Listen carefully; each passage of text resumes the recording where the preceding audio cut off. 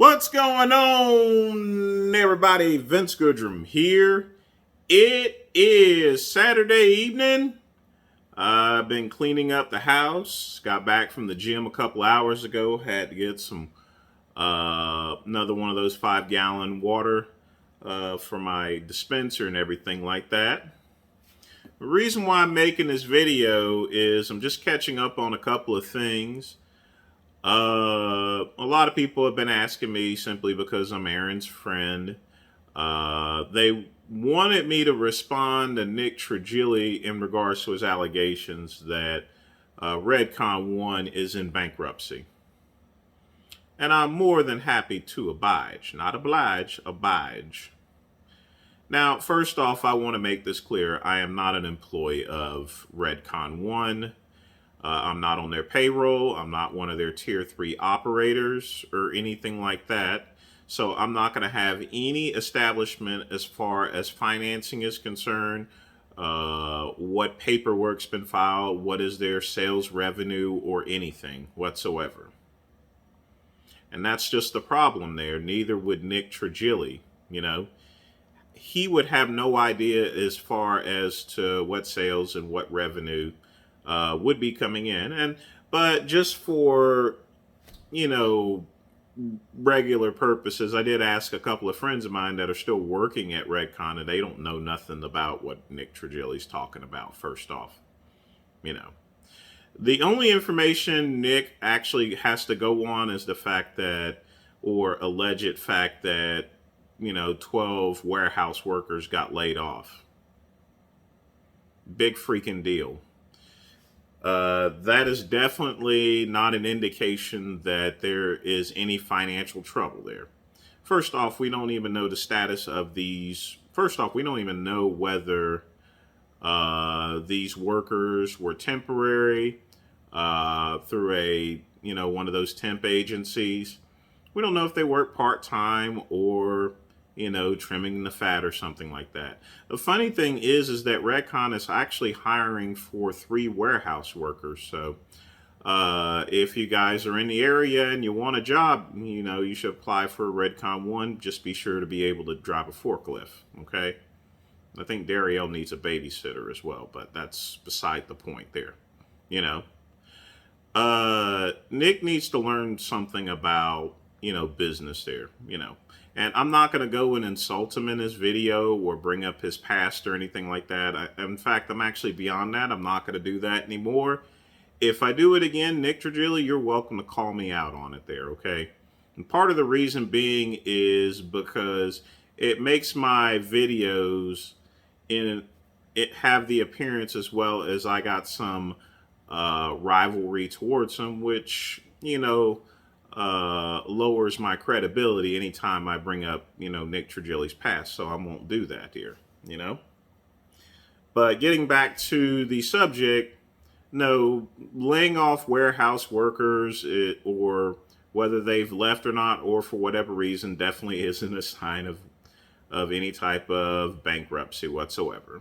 It just isn't. It's just plain stupid. Because they are a LLC, they have to report their earnings every single year, and they have to be made public. So, it is what it is. If you want my honest opinion, I think that, and this is just from a general appearance of things, I think Redcon1, they've overextended themselves as far as products are concerned. One thing is for sure that came out was some collagen peptides. I'm like, why in the world would they come out with something like that? I didn't think that would be a good seller. It reminds me of whenever I proposed a supplement that John Meadows actually helped me format, God rest his soul. And I proposed it to Aaron and PJ. And this was that time at Blackstone Labs as far as the formula is concerned. They basically laughed at it, and they pretty much said this would be something that Evan Centoponte would probably come up with there, And in other words, they told me hell no. But, that's it's good that I get to pay this back here. So I think the collagen peptides was a bad idea. I don't think the MRA bars were too bad or anything. It's just that they do have a shorter expiration date than your general fart powder or so forth, or pills. When it comes to MRA bars, they just expire quicker.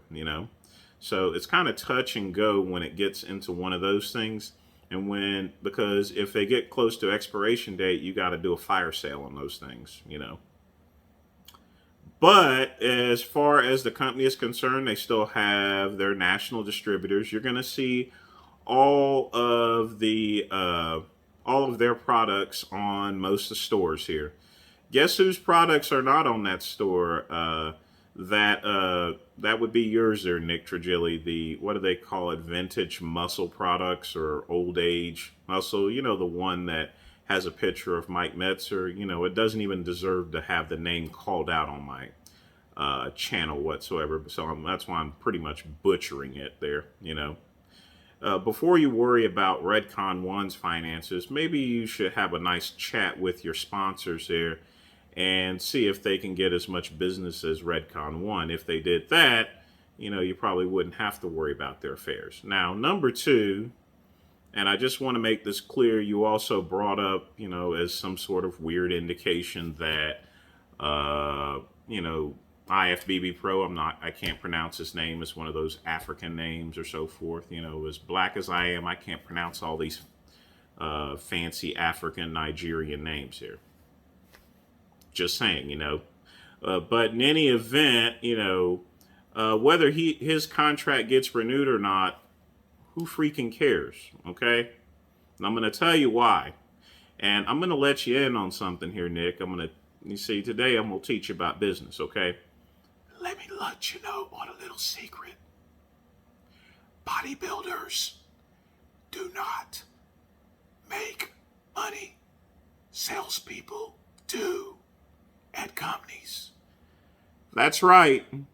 It's not the bodybuilders that bring in the cash for supplement companies. It's the salespeople.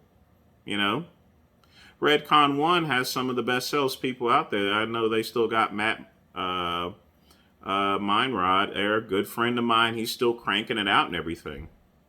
The fact of the matter is that no company is worth its snuff unless they have salespeople, people who know how to do major business here. Okay? Major business, not business. We're talking about real business this time. Okay? You see, Nick, just like your sponsors, they could plop up any IFBB Pro that's out there, whether it's freaking Ken Jones or Victor Ramirez or anything like that. You're just holding your place in the line, basically. You're sitting in the chair that they are, but you are simply replaceable, just like any other IFBB Pro sponsored athlete there, or NPC sponsored athlete. And I'm not trying to disparage them or anything like that. Like I said, I used to be an NPC bodybuilder, even though I pretty much lost every show and everything like that. But even I was an NPC NGA bodybuilder. But bodybuilders are pretty much expendable to supplement companies, okay? All right? Bodybuilders do not sell the products. They don't make companies successful as much as the salespeople and the customer service. Customer service, you can always have any shitbag athlete there, but if you don't have your customer service down, and if you don't have your salespeople down, you're going to go out of business no matter who do you have representing your company. And let me give you an example of that. You remember back about a decade ago, InStone Nutrition? You remember that company, don't you there, Nick? I'm sure all you people here remember InStone Nutrition. It was the company that was started by Sylvester Stallone. And everyone was saying it was hot shit. It was a thing, And initially they did get off to a good start because you had that name brand. Because think about it. We're not talking Ronnie Coleman. We're not talking Dorian Yates or anything. We're talking about Sylvester Stallone, big giant movie star, was in the, pretty much was a star of the Expendables. Everybody knows Sylvester Stallone. Rocky. Yo, Adrian! Or Rambo. I'll be back. Oh, wait a minute. That's Arnold, Everybody knows Sylvester Stallone, okay? And everyone was saying, I can't believe Sylvester started this company. It's going to be big. It's going to be the next shit, okay? But I already knew the company was in trouble even when they was making profits. And I'm going to tell you why. I was at the expo, one of the many expos, I don't remember. And I walked by the in-stone table. And they didn't have, and the one thing that surprised me is they didn't have no salespeople. They didn't have no salespeople at all. They just had, I think they had some scantily clad women. Nobody that really talked about the product. And whenever you actually asked them a question about the product, they just brought up Sylvester Stallone, and all this other stuff, okay? I kid you not. They literally had no salespeople. Or the salespeople they had they were MIA. I don't know. And eventually, guess what happened? Went out of business. It's out. It's gone. And the reason being is because they spent way too much time promoting Sylvester Stallone's name, and they obviously did not have their customer service in place, and most importantly, they didn't have their salespeople actually selling the products. You cannot just use a celebrity name or a famous bodybuilder's name in order to get products. It helps. They're good for shaking kids, flexing muscles with kids, and kissing babies and everything like that, but they don't sell products here. Neither do you, Nick. Well, you don't sell the products. The reason why they sponsor you is because you have a pretty popular channel. Otherwise, you would be maggot dirt to them, okay? I'm just saying, just keeping it real, just telling it like it is, because, you are an IFBB pro, and that is, and I'm not going to kid you wrong, that is a serious accomplishment. But beyond that, you didn't really do much with your IFBB pro card. But like I said, this is not a negativity. I think it's a positive that you are an IFBB pro. A lot of people never got that pro card, So you are unique among most bodybuilders because you've gotten to a place that, 95% of bodybuilders never got to there. Literally. It could be a higher percent. It could be 97%, The vast majority of bodybuilders never become IFBB pros. That's just a given fact, But beyond that, you've not done much afterwards here. So the reason why you have all your sponsors and everything like that is because you have a popular channel. Not only that, you gossip a lot, You are the Perez Hilton of bodybuilding news. I guess people like that shit, you know what I mean? But getting back to the point, InStone went out of business in less than 2 or 3 years? All because they rode on the name. And you can only ride on the name so long, But, like I said before, athletes are no indication as far as to whether a company is going bankrupt or not here. Okay? So Nick, the thing about it is, if you play back Nick Trigili's video, you'll see he says all these things like allegedly and alleged this and alleged that. But the fact of the matter is there is no concrete evidence of anything, and there's not going to be. Because Nick Trigili does not work in Redcon1's finance department there, okay?